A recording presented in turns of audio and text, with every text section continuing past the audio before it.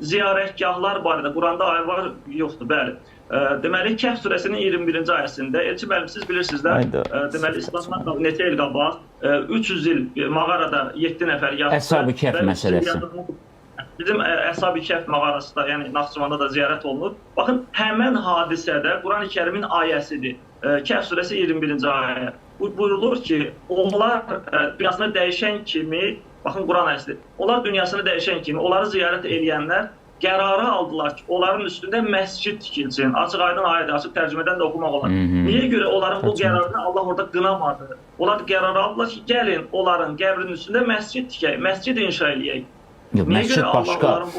Mən indi o detalları bilmirəm, amma hər halda məscid tikmək hardasa özü yaxşı işdir ki, məscid nədir? İnsanların gəlib... Onların qəbrinin üstündə ziyarətgah olaraq. Fərqi yoxdur. Ziyarətgah başqadır, məscid başqadır. Yəni, ziyarətgah mı deyilib tikilsin, yoxsa məscidmi?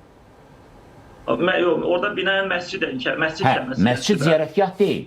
Məscid hamımızın getməli olduğumuz və yaxud da ürəkdən istədiyimiz, getdiyimiz bir yerdir. Ziyarətgahla məncə məscidi ayıraq. Olarmı bir dənə o biraz əvvəl deyilən ayəni? Yəni məscidlə ziyarətgah ayrı şeydir. Gözəl.